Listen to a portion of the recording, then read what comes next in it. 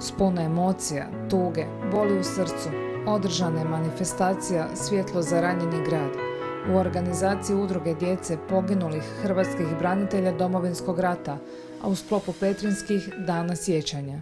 Već je zamišljena prije svega da malo nešto bude drukčije, da nije svake godine jedan te isti program. Zamislili smo puštanje lopoča, znači to su lampioni, kao znak 21 godine od mira i s nama sudjeluju Motoklub veterani, oni označavaju 25 godina, znači od početka agresije na Hrvatsku i na naš grad Petrinju. Dani sjećanje za sve nas je previše teško i bolno jer nema onih najbitnijih ljudi koji trebaju biti i to je najviše, mislim, svaki dan se mi njih sjećamo, znači oni su stalno s nama u srcima, ali ovo je jedino gdje možemo pokazati da ih drugi ljudi ne smiju zaboraviti, što je nažalost sve češće situacija da se zaboravljaju naši očevi, sinovi, majke, djeca, civili koji su ubijeni u Domovinskom ratu i koji još danas nisu pronađeni. Što je jako žalosno da se to tako lako zaboravi. A da nije bilo njih, ne bi danas imali ovo što imamo.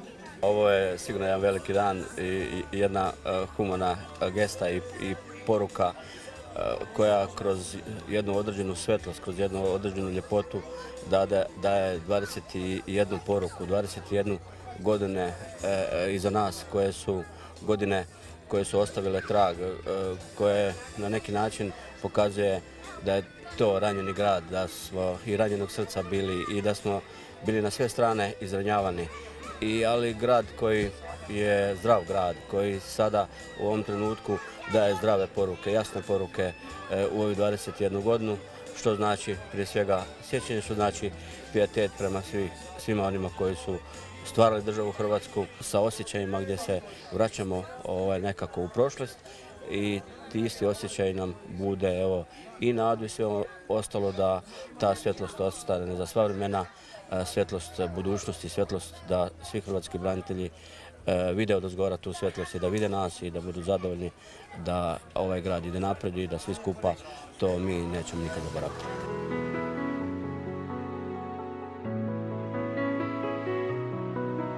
Mi se borimo, znači, da se ne zaboravi žrtve Domovinskog rata.